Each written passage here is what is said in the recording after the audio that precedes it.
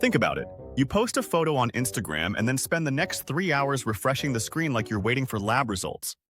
47 likes? Not bad. 46. Did someone unlike it? Who was it? Was it Karen from accounting? It was definitely Karen from accounting.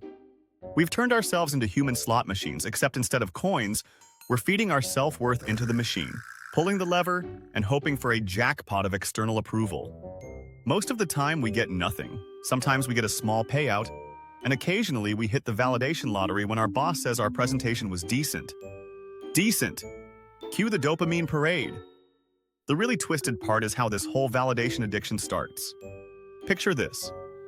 Little Jimmy draws a stick figure that looks like it survived a nuclear accident, and his parents go absolutely bananas.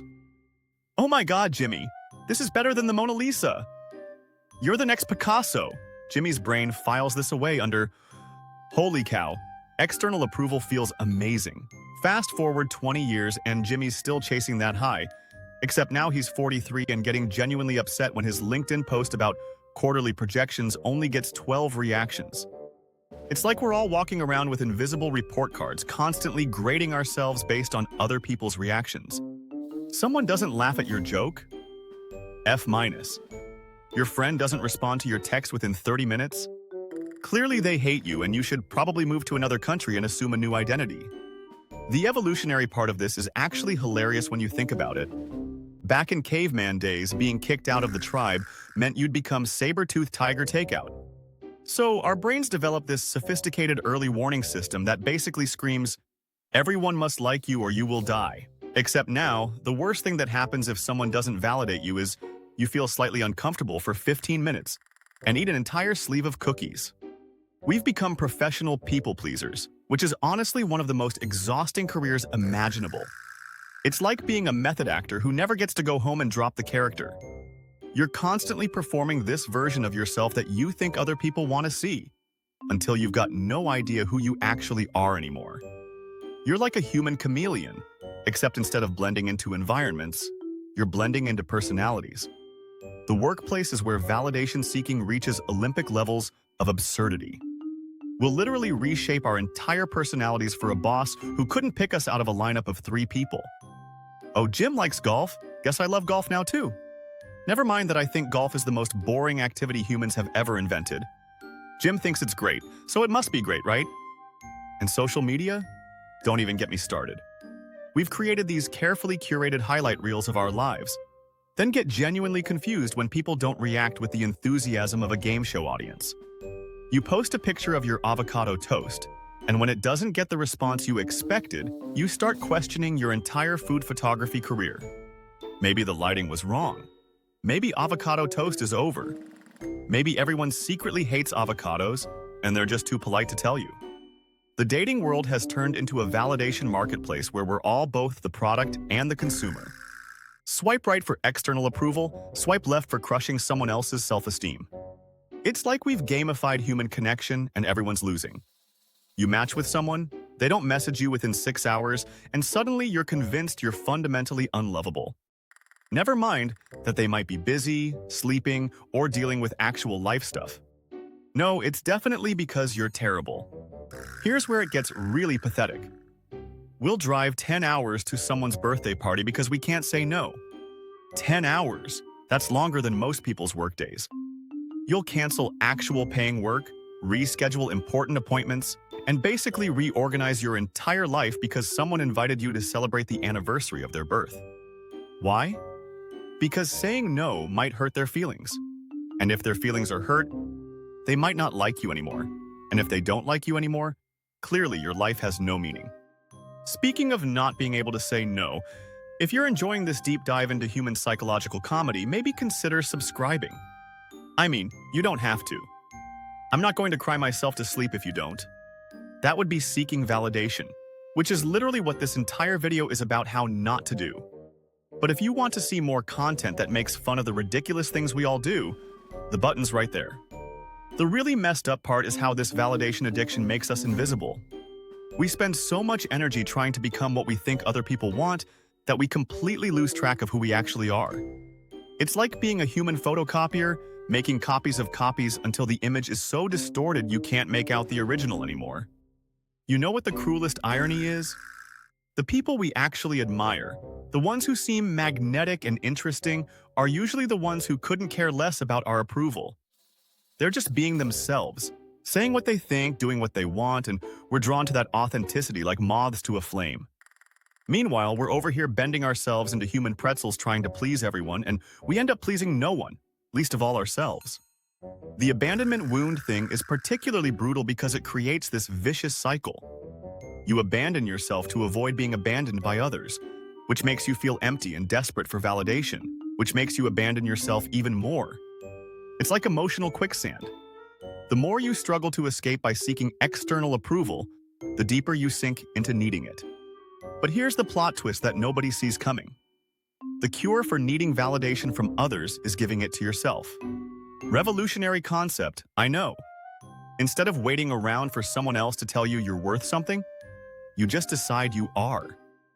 It's like being your own hype man, except less embarrassing and more effective. This means actually paying attention to what you want, not what you think other people want you to want. Radical idea. Maybe you don't actually like that restaurant everyone raves about. Maybe you think their artisanal small plates are overpriced miniature food that leaves you hungry and confused. Maybe you prefer the diner down the street with the questionable decor but amazing pancakes. And maybe that's perfectly fine. Learning to validate yourself is like developing an internal compass that actually points toward what matters to you, instead of spinning wildly trying to please everyone else. It means you can walk into a room and not immediately start calculating how to make everyone like you. You can just be there as yourself without performing or pretending or people-pleasing your way through the interaction. The value system thing is huge because most of us are operating with values we didn't even choose. We inherited them from family, absorbed them from society, picked them up from Instagram influencers, and never stopped to ask whether they actually make sense for our lives. If your top value is getting other people's approval, you're basically letting everyone else drive your life while you sit in the passenger seat pretending you chose this route. When you flip that script and make authenticity your highest value, everything changes. Suddenly the question isn't, what will make people like me? But what's actually true for me right now? And here's the weird part. When you stop desperately seeking approval, you often end up getting more of it anyway. Not because you're trying to get it, but because authenticity is actually attractive. Who knew? The rejection therapy concept is brilliant because it exposes the lie we've all been living. That rejection is this terrible, life-ending catastrophe. Spoiler alert, it's not. Someone saying no to you, not liking your idea, or not wanting to date you is not actually a referendum on your worth as a human being. It's just information. They're not into it. Cool. Next, once you realize that rejection won't actually kill you, you become unstoppable. You can ask for what you want without your entire sense of self hanging in the balance. You can share your real opinions without worrying that someone might disagree. You can be yourself without constantly checking to see if everyone approves. Here's what nobody tells you about self-validation. It's not about becoming an arrogant person who doesn't care what anyone thinks. That's just validation seeking in reverse. It's about becoming someone who cares what the right people think, starting with yourself. You develop standards for whose opinions actually matter to you, and spoiler alert, it's a much shorter list than you think. The self-care piece isn't just bubble baths and face masks, although those are fine if that's your thing. It's about treating yourself like someone whose well-being actually matters. It's about not abandoning yourself every time someone else has an opinion about your choices. It's about recognizing that your relationship with yourself is the foundation for every other relationship in your life. When you stop seeking external validation, something magical happens. You start attracting people who actually like the real you, not the performance version you've been putting on. These relationships are deeper, more satisfying, and way less exhausting because you're not constantly working to maintain a character you invented to please other people. The truth is, most of us are walking around starving for authentic connection while simultaneously hiding our authentic selves because we're afraid people won't like what they see. It's the ultimate catch-22. We want to be known and loved, but we're too scared to let anyone actually know us.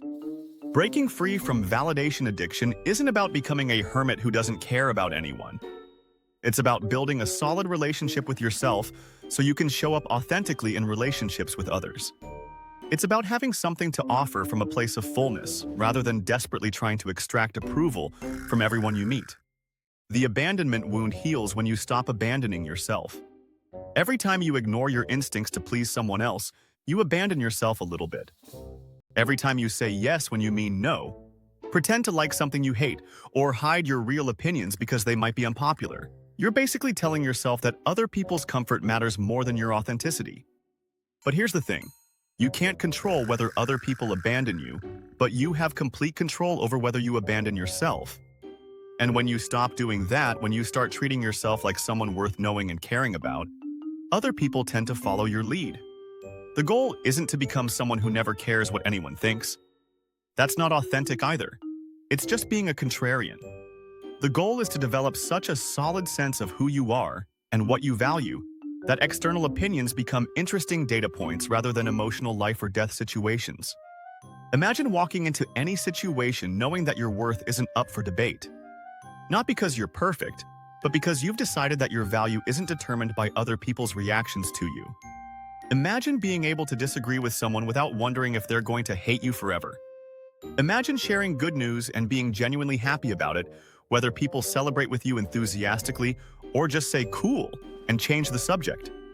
This isn't about becoming emotionally bulletproof. You'll still feel hurt sometimes when people are cruel or dismissive. The difference is that you won't interpret their behavior as evidence that you're fundamentally flawed. You'll recognize it as information about them, not a verdict about you. The weird paradox of validation is that the people who need it least tend to get it most. When you're not desperately seeking approval, you show up differently. You're more relaxed, more genuine, more interesting. You ask better questions because you're not just waiting for your turn to say something impressive. You listen more carefully because you're not constantly calculating how to make the other person like you. And here's the really twisted part. Once you stop needing everyone to validate you, the validation you do receive actually means something. When someone compliments you and you're not starving for approval, you can actually hear it and appreciate it, instead of immediately filing it away as evidence that you should keep performing this particular version of yourself. The journey from external validation to self-validation isn't linear. You'll have days when you slip back into old patterns, checking your phone obsessively for likes or saying yes to things you don't want to do because you can't bear the thought of disappointing someone. That's normal. The difference is that now you'll notice what you're doing and can choose differently next time. Building internal validation is like developing any other skill. It takes practice, patience, and a willingness to feel uncomfortable sometimes. There will be moments when you choose authenticity over approval, and it feels terrible in the short term. But over time, those moments add up to a life that actually feels like yours instead of a performance you're putting on for an audience that's never quite satisfied anyway. The most rebellious thing you can do in a world obsessed with external validation is to simply be yourself without apology. Not because you don't care about other people, but because you've realized that the best gift you can give the world is your authentic self, not some carefully crafted version designed to make everyone comfortable. You know what's funny? The thing we're all desperately seeking from others, that sense of being truly seen and accepted, is something we can only give ourselves first. Once you really get that, everything else becomes a lot simpler. Not easier necessarily, but definitely simpler. You stop asking, will they like me? And start asking, do I like me? And surprisingly, that turns out to be the only question that really matters.